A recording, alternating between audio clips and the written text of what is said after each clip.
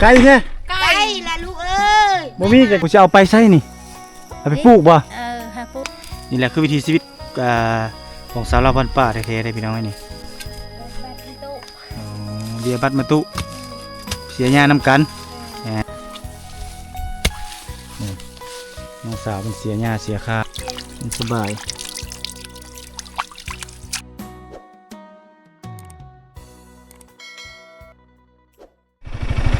โอ้ตักน้ำใส่โอ้ไก่แท้ไก่ละลูกเอ้ยบ่มีไก่นี่อันอยู่บนห้วยๆนั่นก็หมดแล้วน้ำหมดแล้ว ไก่เนาะจะเด้อน้ำห้วยบ่นี่บ่บ้านชวนโอ้จะเอาไปใช้นี่เอาไปปลูกบ่หาปลูกโอ้มาแต่บ้านใดเถอะเจ้าบ้านโลนี่โอ้โลนี่โอ้อันนี้ลูกชายโอ้ก่อนจะคนลูก4 คนโอ้ภาษาเจ้าอีกนะ4 คนปูนลำไปลำตะปูนโอ้4 คนอันนี้ไปปลูกไม่วิก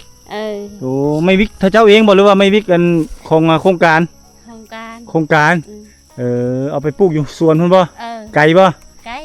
เอาไปซะบ่ห้ามแล้วขอบใจเด้อมันชวนโวนพี่น้องเละตามทางนี่แหละเห็นชาวบ้านเพิ่นหลังจากฝนตกเช้ากำลังพากันเดินทางไปปลูกไม้วิก ไม้วิกก็เป็นไม้วิกโครงการนะโครงการก็คือเขาจะออกมาเอาไม้วิกมาให้ปลูกหลังจากเป็นแล้วเนาะหรือว่าได้ขายแล้วก็ขายให้คนอื่นบ่ได้ต้องมาขายให้เขาเจ้านะก็คือขายให้เจ้าของบริษัทที่เขาจะตั้งราคาให้ขายตามนั้นเพราะว่าเขาจะบ่มีต้นทุนในการซื้อเด้เนาะก็ต้องได้รับเอาไม้วิกโครงการเขาจังซี่นี่สลาก็จะเป็นป้ามันต้นพี่น้องตามทางนี่ตัวหน้าเป็นบัลโลเนาะมันต้นแล้วก็มียางโบงแน่แล้วก็มีกล้วยแน่แล้วก็ต้นอีหยังอันนี้คือกระถินนรงค์มาต้นอีหยังเนาะในป่าบริเวณนี้เป็นหมู่บ้านเป็นป่าที่สวยงามเลยได้พี่น้องเอ้ยปลูกอย่างก็งามๆในระหว่างเส้นทางการเดินทางเลยแวะที่เดินทางกลับพี่น้องเนาะแต่ว่าได้ล่มกันได้เว้ากันปุ๊บแล้วก็หลังจากนั้นแหละเห็นน้องสาวเพิ่นว่าสิไปเสียหญ้าผู้เดียวพี่น้องเนาะก็เลยว่าสิตามติดวิถีชีวิตของน้องสาวเพิ่นลองเบิ่งเนาะอันนี้คือจะเป็นอุปกรณ์ในการไปเสียหญ้าเพิ่นพี่น้องเนาะมันสิได้บ่นะได้บ่หาก็เริ่มมาเสียบ่หรือว่าเสียแต่รุ่นแล้วนี่โดนแล้วโดนแล้วเนาะปะเสียมอยู่พุ่นโอ้ปลาเสียมอยู่พุ่นบ่ได้มาพี่เนาะก็เลยว่าได้เฮ็ดใหม่ มื้อนี้แดดออกกำลังดีเลยได้พี่น้องมื้อนี้โอ้บ่แม่นเนาะใส่แบกใส่หยังเนาะใส่แบบนี้เนาะอันนี้นำเข้าก็ได้ตัวนี้แม่นบ่ซักปลูกเข้าก็ได้เนาะตัวนี้เนาะนี่กำลังสิลงแล้วพี่น้องกำลังสิไปเฮ็ดเวียกเกี่ยมละเกี่ยมตัวเฮ็ดเวียกเสียไก่บ่เสียอยู่ทางใดเอามาพี่น้องพูนโอ้หญ้าเพิ่นนี่งามมะลิหญ้างามสำเข้าเลย เข้านี่ก็งามหญ้าก็งามพี่น้องมันนี้มีโอกาสเดินทางมาถ่ายคลิปน้องสาวร่วมมาตามติดวิถีชีวิตน้องซุกพี่น้องเลยสาวลาวเผ่ามังกรฮะโอ้ไปข้ามห้วยข้ามห้องนี่แล้วไปเสียจากเทื่อแล้วนี่ย่านี่อ๋อ2 เทื่อแล้วนี่เนาะขนาด2 เทื่อได้นี่พี่น้องเอ้ยเอาตามนี้เลยบ่โอเคนี่คือวิถีชีวิตของน้องสาวเนาะ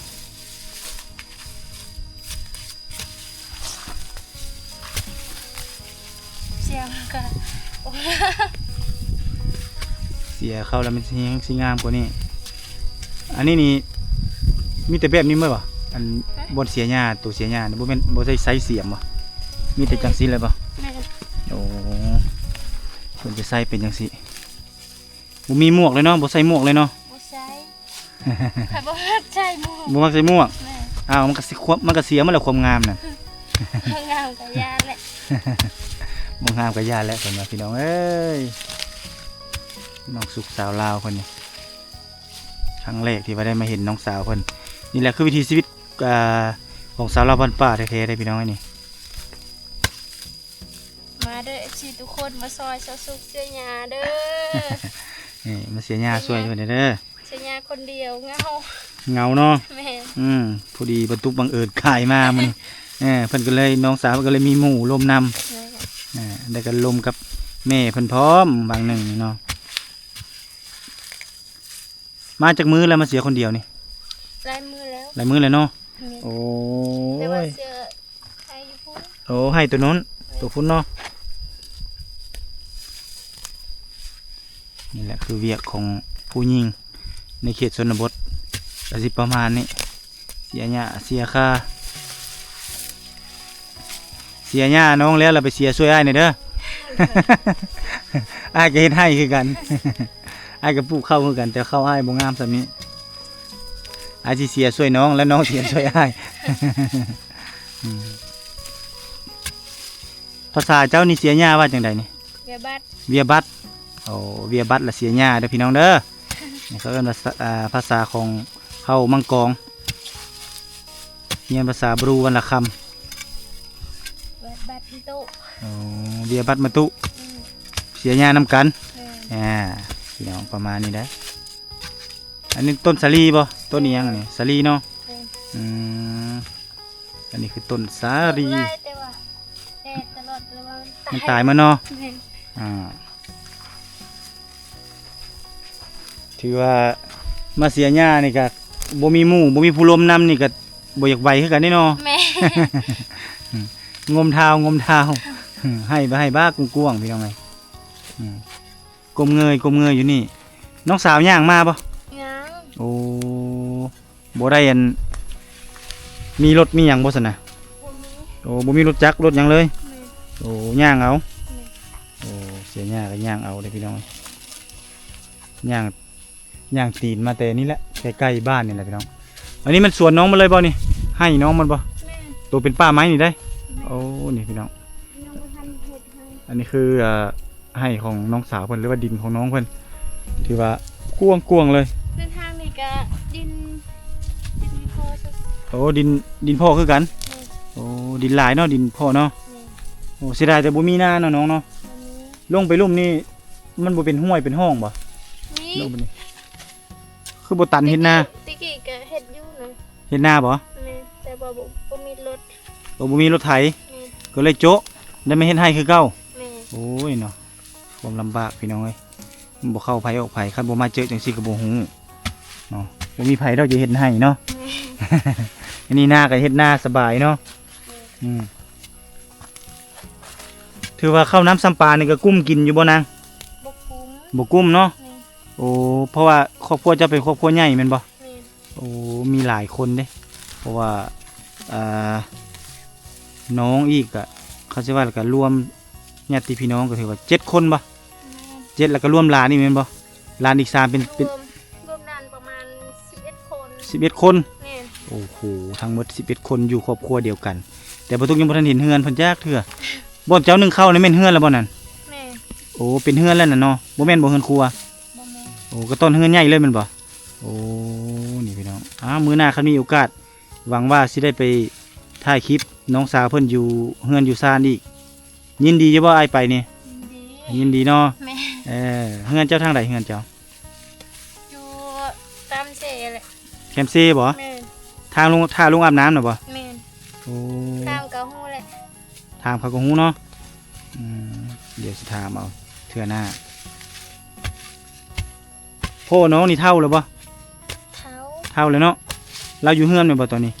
อยู่เฮือนบ่สบาย โอ้แสดงว่าเพิ่นนี่ไปเฮ็ดเวียกเฮ็ดงานบ่ค่อยได้เลยเนาะ แม่น อืมบางทีอาจสิเคยเห็น คือแม่เจ้าผู้เมื่อกี้นี่ก็อาจจะเคยเห็นคือกัน แต่ว่าบ่จื้อซื่อๆอ้ายน่าจะเคยไปสัมภาษณ์เราพี่น้องเอ้ยปกตินี่ลูกสาวล่านี่สิอยู่สบายอยู่สนุกสุขสบาย แต่นี่ลูกสาวล่าแต่ว่าทุกเวียกพี่น้องเอ้ย อยู่บ่ได้บ่มีใครเฮ็ดเนี่ย โอ้จำเป็นต้องได้มาเฮ็ดเนาะ แม่น ว่าสิว่าแล้วก็ช่วยเฮ็ดเวียกช่วยครอบช่วยครัวเสียหญ้าเสียค่าข้าวนี่แม่นบ่ได้กินเลยแม่นบ่ แม่ กินแต่เช้าคาบเดียวพุ่นแหละ แม่ โอ้พี่น้องเอ้ยบ่ได้กินข้าวเลยนะกินแต่เช้าคาบเดียวแล้วก็ กินอยู่เพื่อนนี่ เมื่อเรากินอยู่เฮือนไผจะเป็นผู้ไปหาท่าบ่มี บ่มี มีแต่ทางนี้แหละ แม่ มีแต่หาหน่อไม้เมื่อเนาะ แม่ โอ้แล้วก็เมื่อแกงอยู่เฮือน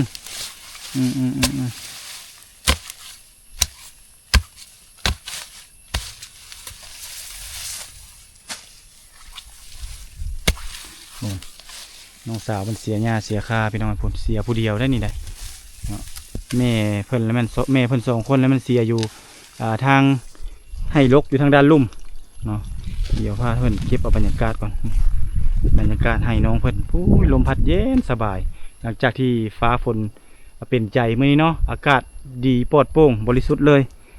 นี่พาท่านผู้ชมมาตามติดวิถีชีวิตสาวลาวบ้านป่าก็คือน้องสุก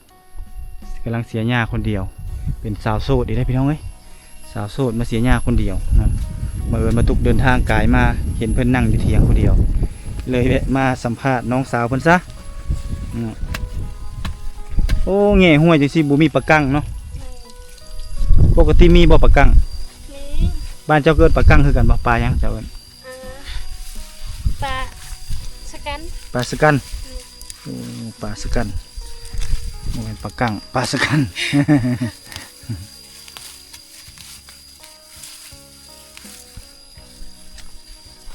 เอาออกกินเมิดเลยเนาะข้าสิว่าแล้วก็ได้นะถือว่าบ่ให้เหลือกอาชีพ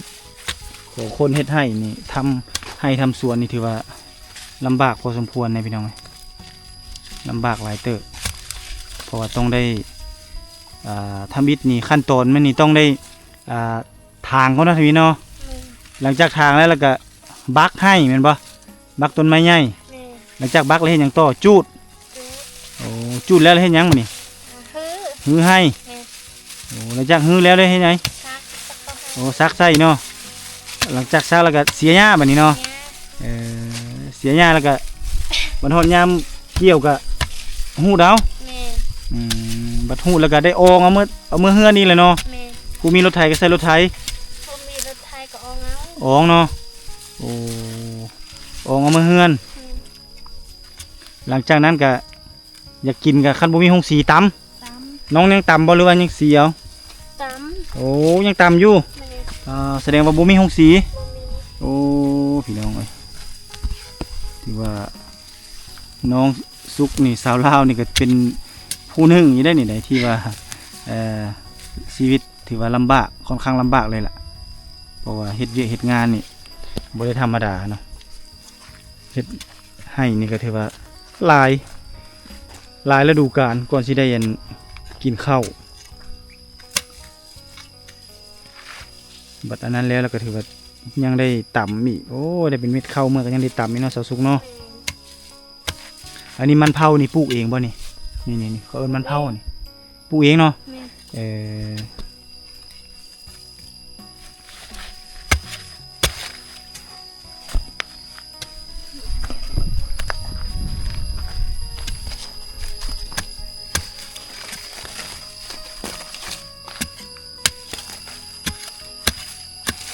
มีเสียงเพลงแม่ฟังเนาะ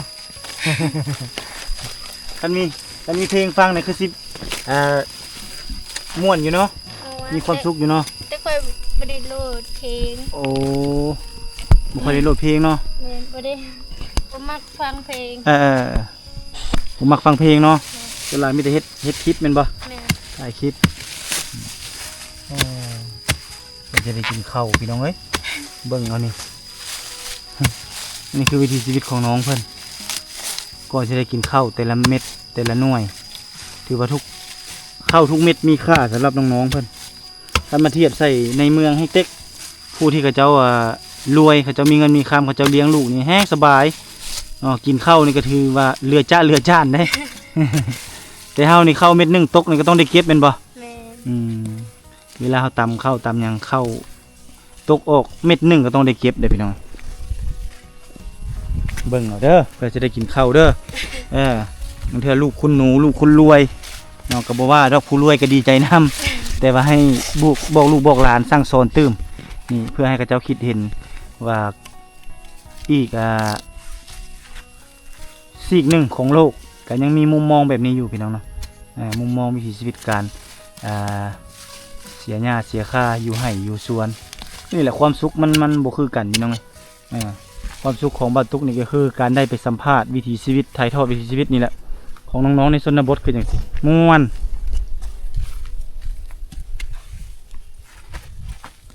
คันว่าอีแม่เสียอยู่พุ่นแล้วนี่ก็มาช่วยเจ้าอยู่พี่แม่นบ่ แม่น สิแล้วบ่เขาเจ้าเฮ็ดอยู่พุ่น ยังยังหลายคือกันซ้ำกันบ่กำให้พื้นนี่ บ่นั่นน้อย น้อยเนาะ แม่น ตัวนี้ใหญ่เป็นหยังเจ้าคือมาเสียผู้เดียวอยู่พี่เจ้าคือบ่ไปเสียน้ำเขา ก็ให้อันนี้ก็บ่มีใครเชื่อ โอ้ก็เลยว่าเสียอยู่พี่ แม่ โอ้บ่ย่านสบมาผู้เดียวนี่ บ่ยาย่านคือกันแต่ว่าบ่มีหมู่ จำเป็นเนาะ แม่ อืมแต่ว่าแม่ก็บ่ได้บอกว่าคือบ่ไปเสียน้ำกันแล้วจังมาเสียอยู่พี่ แม่บอกแต่ว่าค่อยเสียคนเดียว ดีกว่าบ่ ค่อยสิเฮ็ดคลิปนำสิบ่จะตัดต่อคลิปเนาะ แม่ มันจังสบาย น้องเอาเวลาใดไปตัดต่อคลิปนี่ ฮะ น้องเอาเวลาตอนใดไปตัดต่อคลิป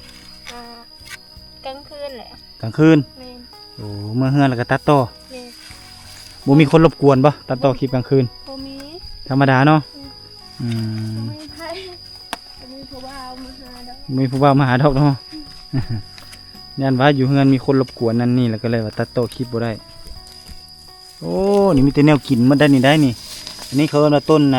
มะโกอกพี่น้องเอ้ยนี่ ต้นมะโกอกนี่เอากับลาบปลาเนี่ยว้ายสุดยอดเลยแซ่บอันนี้เจ้าซับทิมบ่นี่ แม่ โอ้บ่ได้เก็บไปกินเนาะซับคือกันพี่น้องเอ้ยนี่ซับทิมคือกัน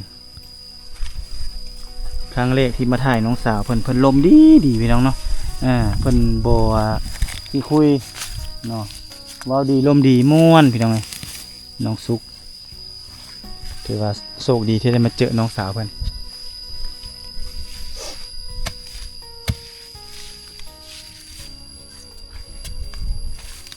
ให้เข้มทางเนาะใกล้ๆบ้านแล้วเนาะนี่เนาะ แม่ ใกล้ฮอดแล้วบ่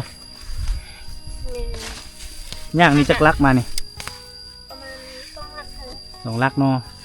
2 ลักฮอดพี่เลยหาก็มาฮอดพี่น้ำก็เอามาแต่บ้านเนาะน้ำก็มากินพี่เนาะแม่นบ่ แม่ หิวมาอยู่พี่เป็นลูกสาวล่าที่ลำบากพี่น้องลูกสาวล่าที่เฮ็ดเวียกดุมันขยันเพียรถือว่าหญ้านี่บ่ฮกปานใดได้นี่แหละเพราะว่า2 เทื่อแล้วเนาะจักปกติจักเทื่อเสียนี่ 3 3 เทื่อเนาะ แม่ โอ้แสดงว่าอีกเทื่อนึงแล้วถือว่าถ้าแต่หูดเข้าบัดนี่หูดบาดเดียวเลยเด้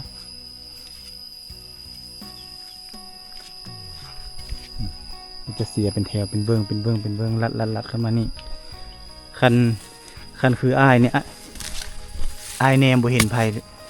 คันคืออ้ายแล้วอ้ายแนมบ่เห็นไผเสียแล้วพุ่นแหละขึ้นไปนอนอยู่เถียง เสียแนวใดก็ยังบ่เลวจักเทื่อบ่เลย หญ้ายังเต็มอยู่โอ้ยขึ้นไปนอนแคนปีไปนอนอยู่ตู้ ไปบ่ได้ก็ยัง มาเขาถามมาโอ้ดุแท้เนาะว่ะน้องสาวนี่ไปสวนตลอดว่ะไปให้ตลอดสิแล้วบ่ว่ะโหหมูซะไปรีนอนเว้น ไปเสียหญ้า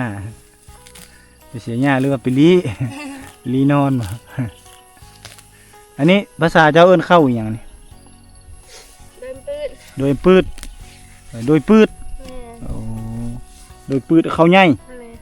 อืมเม็ดแดงบ่สีแดงบ่เม็ดขาว เขา โอ้น่ะพุ่นเดี๋ยวนี้เหงื่อเข้าตาได้นี่แหละบ่แม่นความหักเข้าตาเลย เหงื่อเข้าตาเนาะ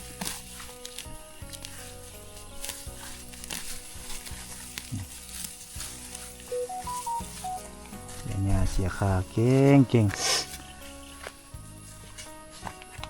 ตัวนี้เพิ่นบ่ได้ใส่แว็กใส่อีสังเลยรุ่นนี้นะเพิ่นจะใส่แบบนี้แล้วก็เอามือลกไปนำจะเสียแต่ห้วยแล้วขึ้นเทิงใครสนใจยังมา หนุ่มๆผู้ใดสนใจยังมาตามติดวิถีชีวิตน้อง หรือว่ามาเสียหญ้าช่วยน้องมาได้เด้อมาได้บ่ มาได้ มาได้เด้อพี่น้องเด้อนี่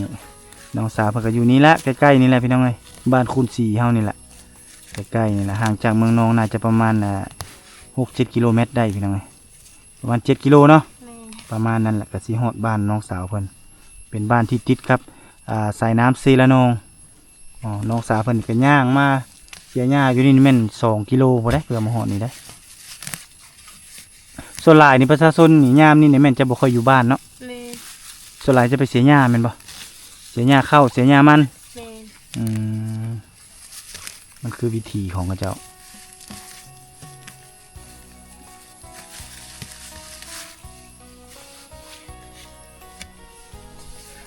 สายน้ำก็จะไหลมาแต่ทางใดน้ำไหลมาแต่ทางภูบ่น้ำออกบ่อบ่นี่ แม่ กินน้ำนี่ก็ได้บ่ถ้าเจ้ากินคือกันบ่ กินได้ โอ้กินได้เนาะ แม่ เป็นเขาสิว่าแล้วก็มันบ่มีสารเคมีเจือปนแล้วกินได้พี่น้อง กินได้ แต่ว่าจะไปฉีดยาฆ่าหญ้าได้ล่ะ ฉีดยาฆ่าหญ้าแล้วกินบ่ได้เลยได้ กินบ่ได้ ตัวในคลำนะพี่น้องเพราะฉะนั้นต้องเป็นพยาธิเป็นอย่างหลายอย่างเลยพี่น้องเอ้ย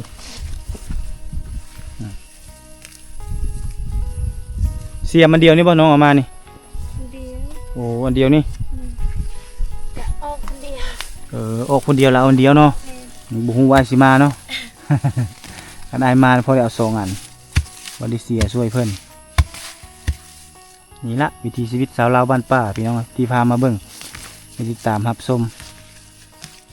ถือว่าเพิ่นเฮ็ดเวียกอยู่พี่กันนักพอแห้งแล้วกลับเมืองเฮือนนี่ก็ต้องได้เฮ็ดเวียกเฮือนนึ่งข้าวเป่าไฟคันมีคนนึ่งข้าวท่ากะกลับเมืองก็ต้องได้หาอยู่หากินแต่งอยู่ครัวกินนี่เนาะ แม่ เกลือหมูเกลือเป็ดเกลือไก่แม่นบ่มีหมูมีเป็ดมีไก่คือกันบ่อยู่เฮือน มีหมูไก่กับบ่หลาย โอ้ ได้เบิด ไก่ตายหมดแล้วเรื่องมีนี่มีแต่ว่ามีน้อยหรือหลายเนาะ แม่ เห็นหมูมีเฮาก็มีคือกัน แต่ว่ามีน้อย มีบ่หลายพี่น้องเอ้ยมีน้อยๆว่าจังได๋มีน้อย เดียว ๆบีเบี้ยโอ้คันหลายๆเด้ เบิ่นเอ้ย เบิร์นฮะอึยเบิร์นฮะอึยแล้วมีหลายพี่น้องเนาะบีเบี้ยละน้อยนี่โอ้ยมีแต่แนวกินหมดแล้วนี่อันนี้คือประโยชน์ผักติ้วพี่น้องเอ้ยแกงใส่ป่าเนาะหรือว่าแกงใส่หน่อไม้บ่แม่นหน่อไม้แกงใส่หยังวะเฮ็ดเนาะ แม่ อุ้ยแซ่บขนาดนี้พี่น้องนี่มีแต่อาหารชั้นเลิศนี่มันพี่น้องอาหารชั้นสูงอาหารมีโปรตีนสูงว้ายบงกะเลนย่านบ่ ย่า ฉันจะมอบให้เธอ ย่านบ่ ย่าน นี่น้องสาวเพิ่นย่านเอ้านี่ซิเมจุดายเลยในภาษาญี่ปุ่น นี่พี่น้องนี่คือบงกะเลนเนาะพี่น้องเนาะนี่บงกะเลนตัวสวยๆงามๆเนี่ยมันอยู่ตามป่าตามดงนี่น้องสาวเพิ่นย่านเนาะอ้าวป้าอยู่นี่เด้อไอ้เจ้าอยู่นี่เด้อแล้วเจ้าไปเด้อเพราะว่าเอื้อยเจ้าย่านแล้วเอื้อยเจ้าน่ะบางบงกะเลนเว้ยมีไผในย่านนี่บ่ตุกนี่ธรรมดาบ่ได้ย่านนี่จับมันก็ได้นี่จุดโอ้มันตีงคักได้นี่กระดึบอู้ กันบุงอยู่ในตัวคอยลมเลย ย่านบ่เจ้า ย่าน ย่านบงกะเลนน้องสาวเพิ่นย่านบงกะเลนพี่น้องปกติแล้วบางคนย่านก็ย่านอาลีนะย่านแท้ย่านว่าแหละ ก็ย่านเบิด คันว่าบงเนาะ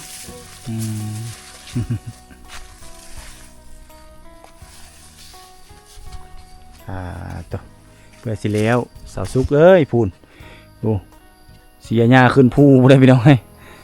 เขตนี่ถือว่าคันหลายคนใครแน่เนาะมันช่วยกันได้หลายคนมันก็จะเสร็จไวหรือว่าเลี้ยวไวแต่นี่น้องสาวเพิ่นเสียคนเดียวแต่ขนาดเสียอีกเทื่อนึงแล้วได้นี่อันนี้เทื่อที่2ก็ยัง6ซ้ำนี้เสียทั้งหมดนี่ประมาณ3เทื่อเพิ่นว่าเนาะเสียขึ้นตามภูเนี่ยดินน้องสาวเพิ่นหลายพี่น้องเอ้ยคันไผได้มาเป็นลูกเคยเพิ่นนี่โว้ยสบายเลยเอาทุนมานี่เราปลูกยางเด้อพี่น้องเด้อนี่ปลูกยางเมิดนี่ลงไปนี่มีนาแล้วนี่ซื้อรถไถมาให้พ่อเฒ่าโลดนี่แล้วพาพ่อเฒ่าเฮ็ดนาอยู่ลุ่มนี่จกน้องปลาเลี้ยงปูเลี้ยงปลาไปทางฟ้าเพิ่นก็เป็นดินเพิ่นหมดได้นั่นเด้คันไผได้น้องสาวเพิ่นแล้วเรียบร้อยนี่โทษถือว่าพ่อเฒ่านี่ มีดินดอนต้นหญ้าหลายเนาะ แม่ บ่จำเป็นต้องซื้อพี่น้องเลยมานี่แหละก็ได้เลยแฮงเต็กเป็นลูกสาวล่าอีกอันนี้ ลูกสาวล่าพ่อก็ฮักแม่ก็ฮักเด้อพี่น้องเด้อแถมทั้งดุทั้งมั่นพร้อมนี่น้องสาวเพิ่นนี่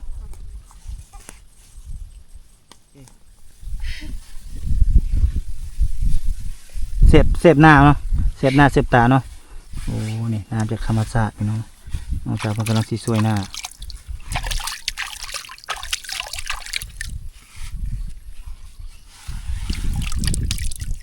เย็นเนาะ เย็น เย็นสบาย